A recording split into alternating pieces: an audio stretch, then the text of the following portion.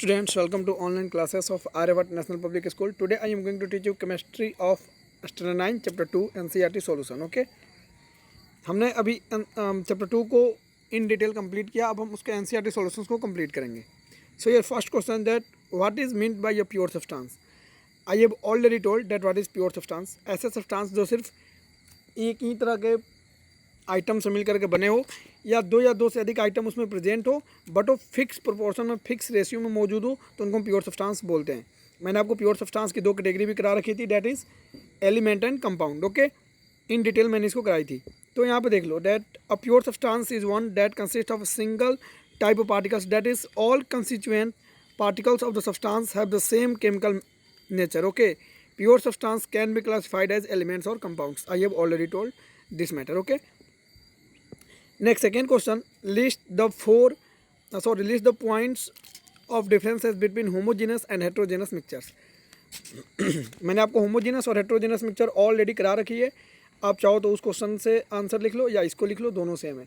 मैंने आपको बता रखी थी कि होमोजेनस मिक्सचर्स में क्या होते हैं, आपको एक सिंगल लेयर फॉर्म होगा यानी कंप्लीटली डिजॉल्व हो जाएंगे उसके कंस्टिट्यूएंट्स. और हेट्रोजेनस मिक्सचर में दो या दो से अधिक लेयर मौजूद होंगे, उनके कंस्टिट्यूएंट्स कंप्लीटली डिजॉल्व नहीं हो पाएंगे. ठीक है ना. तो ये मैं पढ़ा रखा हूँ आपको already. Difference between homogeneous and heterogeneous mixture with examples. Okay, अच्छा जरा हम अगर इनको केयर करें इस क्वेश्चन को, list the points of differences between homogeneous and heterogeneous mixture. तो यहाँ भी आपको डिफरेंस ही पूछ रहा है. ठीक है, कि क्या क्या डिफरेंस है. और यहाँ भी आपको differentiate between homogeneous and heterogeneous mixtures with examples. यहाँ भी आपको डिफरेंस ही लिखना है विथ एग्जांपल्स. तो मैंने एग्जांपल्स भी आपको करा रखी है और डिफरेंस भी आपको बता रखी है. ठीक है, तो वहाँ से आप इसको कर सकते हो. मैक्सिमम क्वेश्चन आपको नोट्स से मिलेंगे. How are solve solution and suspension different from each other. It means you have to make differentiation between solve solution and suspension. मैंने सॉल्व सॉल्यूशन और सस्पेंशन तीनों को नोट्स में इन डिटेल में उनकी प्रॉपर्टीज़, उनके क्या क्या मेरिट्स हैं, वो सब कुछ करा रखी है. आप वहाँ से इसको कॉपी पेस्ट कर सकते हो और मैंने आपको समझा भी रखा है सब. ठीक है ना. तो अगर आप लोग नोट्स को अच्छे से कंप्लीट किए हैं तो ये सारे क्वेश्चन सॉल्व हो सकते हैं. नेक्स्ट क्वेश्चन अगर देखते हैं, यस न्यूमेरिकल एक, इसको देखते हैं. अच्छा क्वेश्चन है. To make a saturated solution 36 gram of sodium chloride, it means NaCl. जब भी आप केमिकल के नेम लो उसका फॉर्मूला याद होना चाहिए. Is dissolve in 100 gram of water, it means H2O. At 293 Kelvin, find its concentration at this temperature. यानी हमको कंसनट्रेशन कितना गाढ़ापन होगा इस टेम्परेचर पर वहीं फाइंड आउट करना है. ठीक है ना. तो मैंने अभी तक आपको इस तरह के न्यूमेरिकल्स नहीं कराए, इनको मैं डिटेल करा देता हूँ. देखो चूँकि यहाँ पे 36 ग्राम सोडियम क्लोराइड है जो कि डिजॉल्व किया जा रहा है 100 ग्राम वाटर में. तो यहाँ पे सोल्यूट सोडियम क्लोराइड हो गया.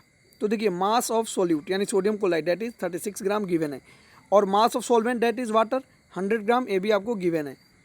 ओके, तो अब टोटल सॉल्यूशन की मास कितना हो जाएगा. तो टोटल सॉल्यूशन का मास में होता है mass of solute plus mass of solvent, that is 36 plus 100 that is 136 ग्राम. ये टोटल मास निकल के आ गया आपको. ओके, अब आपको जैसे कि पता है कंसनट्रेशन यानी मास परसेंटेज के अकॉर्डिंग हम कंसनट्रेशन को जब डील करेंगे तो कंसनट्रेशन के लिए फॉर्मूला था हमारा मास ऑफ सोल्यूट, यहाँ पे लिखा है देखो, मास of solute by mass of solvent into 100%. Okay, mass of solute, तो मास ऑफ सोल्यूट कितना आपको, that is 36 and mass of, actually mass of solution होता है यहाँ पर, नॉट सॉल्वेंट, रॉन्ग है, मास ऑफ सॉल्वेंट सॉल्यूशन होता है. ठीक है, तो मास ऑफ सॉल्यूशन 136 है इंटू 100%. जब आप इसको सॉल्व करोगे तो ये 26.4% अप्रोक्सीमेटली आ जाएगा. ठीक है ना, जो कि आपका आंसर होगा क्योंकि कंसनट्रेशन पूछा है. ठीक है, इनको जब आप सॉल्व करके चेक कर लो, आप ये 36 बाई 136 इंटू 100%, इसको आप कट करो तो ये 2 से जाएगा, डेट इज़ 2 18 जा 36 एंड 2 6 जा एंड 8 जा. ओके, इसको आप फिर से 2 से कट कर सकते हो, देन 2 9 जा और ये हो जाएगा आपका 2 3 जा एंड 2 4 जा. इसको आप फिर से कट कर सकते हो 2 से, तो A that is 2 50 times and 2 that is 17 times. अब इसको आप मल्टीप्लाई कर लो, डेट इज़ 9 5 जा 45, इट मीन्स 445 को जब आप 17 से डिवाइड करोगे तो ए 17 2 जा 34, that is 5 4 1 and that is 1 0, then 17 6 जा 102 एंड समथिंग. इस तरह से जब आप सॉल्व करोगे तो निकल के आ जाएंगे. ठीक है ना. जब इसको आप सॉल्व करने जाओगे, ये देखो 110 मतलब 110 हो गए और 6 जा 102, तो 26 फिर पॉइंट के बाद डिवीजन कर लेना, आपका 26.4% अप्रोक्सीमेटली आ जाएगा आंसर, ठीक है। तो जब भी आपको कंसंट्रेशन फाइंड आउट करना हो, तो इसके लिए फॉर्मूला होता है that is mass of solute बट्टा mass of solution by mass of solution not solvent, okay, into 100%। अब यहाँ पे टेम्परेचर की क्या इशू है, मैंने आपको बताई थी कि जब भी हम सोलुबिलिटी या कंसंट्रेशन को डिफाइन करेंगे तो टेम्परेचर को हम कांस्टेंट रखेंगे, बिकॉज टेम्परेचर इंक्रीज करने के साथ साथ सोलुबिलिटी भी इंक्रीज होती है। मैंने इसको पहले ही डिस्कस करा दिया आपको, ठीक है। तो यहाँ पे एक टेम्परेचर इन्होंने बस एक लेवल दे दिया टेम्परेचर को, इस टेम्परेचर पर आपको ये कैलकुलेट करना था और इससे ज़्यादा टेम्परेचर का यहाँ पे कोई फंक्शन नहीं है, ठीक है। ये हुआ आपके लिए सॉल्व। नेक्स्ट क्वेश्चन देखिए, how will you separate a mixture containing kerosene and petrol, okay. अब देखिए केरोसिन एंड पेट्रोल, ये सिंपल सी बात है, एक ही तो कंस्टिट्यूएंट्स हैं केरोसिन और पेट्रोल। इनको आपको मैंने डिस्टिलेशन मेथड कराई थी ना, फ्रैक्शनल डिस्टिलेशन मेथड, उससे इनको सॉल्व करेंगे क्योंकि ये पेट्रोलियम का प्रोडक्ट है। अच्छा यहाँ पे देखना, difference in their boiling points more than 25 degree C which are miscible with each other. चलिए यहाँ पे क्वेश्चन तो आपने पढ़ लिया, ठीक है ना। दे रखा आपको कि how will you separate a mixture containing kerosene and petrol. चूँकि केरोसिन और पेट्रोल एक दूसरे में मिसिबल होते हैं, आपको पता है, एक दूसरे में डिजॉल्व हो जाते हैं, मतलब मिसिबल है, सॉरी, इनका डिफरेंट लेयर नहीं बनेगा। अगर ई मिसिबल होता जैसे ऑयल और वाटर, तो उसको तो हम लोग फनल कीप मेथड से करते थे, फनल सेपरेशन मेथड, ठीक है ना। बट चूँकि यहाँ पे ये मिसिबल हैं और इनका बॉइलिंग पॉइंट में डिफरेंस है 25 डिग्री सी का, ठीक है। तो जब भी बॉइलिंग पॉइंट में डिफरेंस होता है तो मैंने बता रखी थी कि फ्रैक्शनल डिस्टिलेशन करते हैं, इसको हमने इन डिटेल कराया था, तो इसको उस मेथड से कर लेंगे। और यहाँ पे डायग्राम है, ये डायग्राम आपको बनाना है पेंसिल से अच्छे से। देखिए, mixture of two miscible liquids having difference in their boiling points more than 25 degree C can be separated by method of distillation, ठीक है। So kerosene and petrol can be separated by distillation या fractional distillation, same matter है, ठीक है ना। देखिए, in this method the mixture of kerosene and petrol is taken in a distillation flask with a thermometer fitted in it, ठीक है। यहाँ पे हम रख लेंगे, ठीक है, एक फ्लास्क में इन दोनों को डाल देंगे, उसमें थर्मोमीटर भी रहेगा, ठीक है। अच्छा, इसमें थर्मोमीटर कौन सा रहेगा, ये इंपॉर्टेंट है। हमारे पास थर्मोमीटर में होते हैं क्लिनिकल थर्मोमीटर जिससे हम अपने ह्यूमंस का या जो गाय के बच्चे वगैरह उनकी फीवर मेजर करते हैं, एनिमल्स के आई मीन। और एक होता है लेबोरेटरी थर्मोमीटर। तो यहाँ पे हम लोग लेबोरेटरी थर्मोमीटर को यूज़ करेंगे, ठीक है। जब भी पानी की टेम्परेचर मेजर करना हो तो आप याद कर लो, लेबोरेटरी थर्मोमीटर यूज़ किया जाता है, ठीक है ना।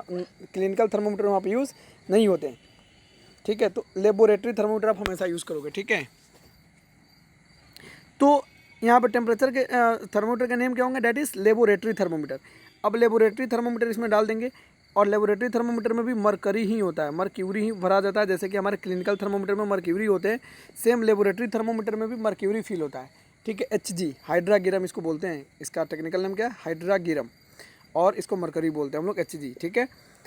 तो एक्चुअली क्या होगा, हम लोग इसमें एक मरकरी थर्मोमीटर डाल देंगे, ठीक है। और थर्मोमीटर किस टाइप का होगा, डेट इज़ लेबोरेटरी थर्मोमीटर।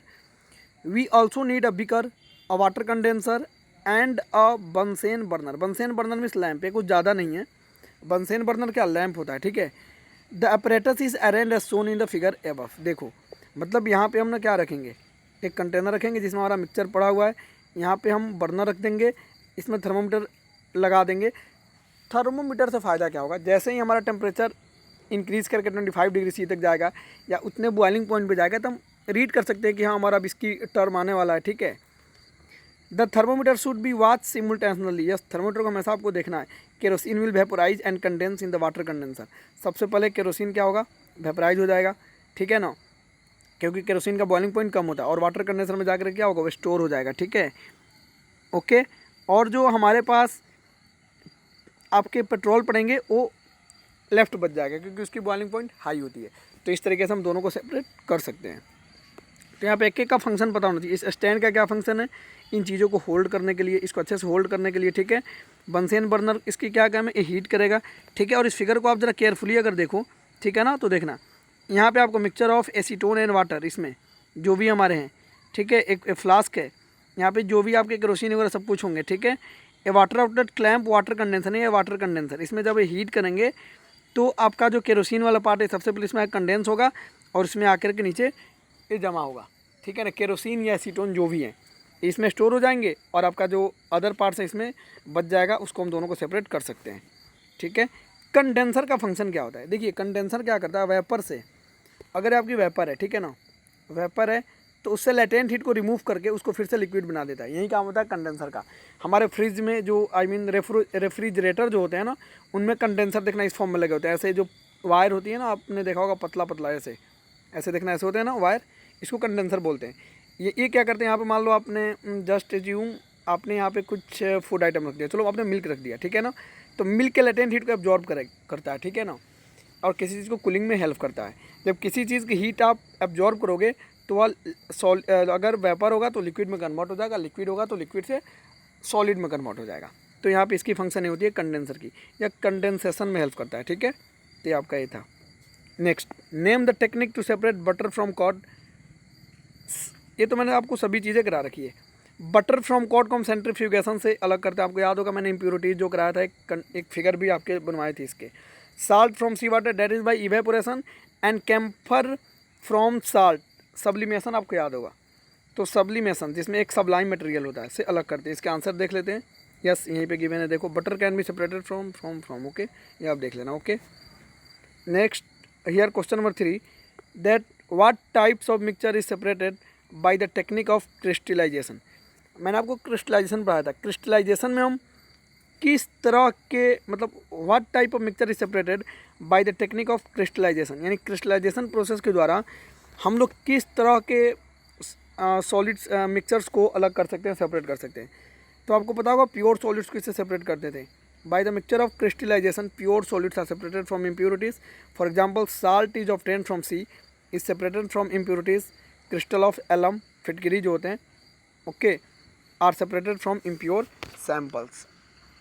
तो ये मैं आपको पहले भी बता रखा था। क्रिस्टलाइजेशन में जो क्रिस्टल बन जाते हैं, जिसको हिंदी में रवाकरण बोलते थे, जो क्रिस्टल के पार्टिकल्स हैं उनको, वाटर पार्टिकल्स को बाहर करके, जैसे कि ये होता था आपका CuSO4 × 5H2O, तो हम लोग इसको हीट करके वाटर बाहर करके प्योर क्रिस्टल को पा लेते थे। ठीक है,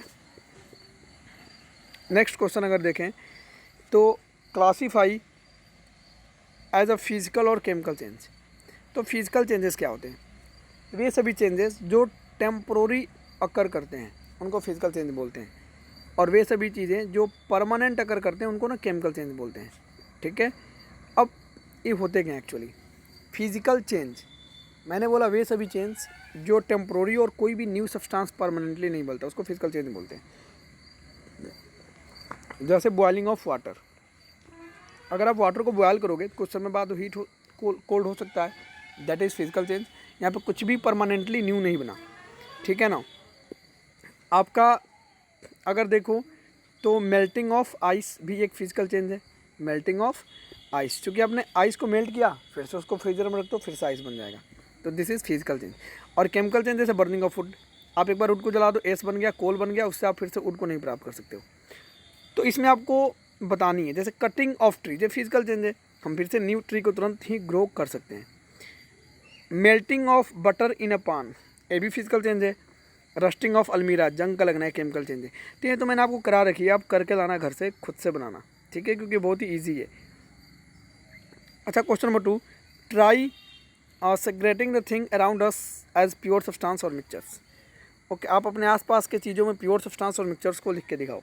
तो अपने आसपास में देखो, प्योर सब्सटेंस में वाटर है, साल्ट है, शुगर है, सब प्योर सब्सटेंस है, बिकॉज साल्ट, शुगर है, सब कंपाउंड होते हैं, और कंपाउंड हमेशा प्योर होते हैं। ठीक है ना।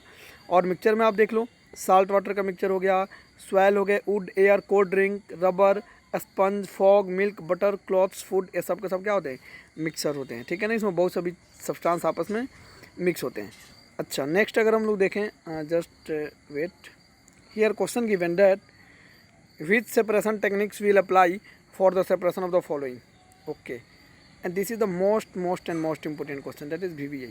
Okay, very important. Okay, which separation techniques will apply for the separation of the following.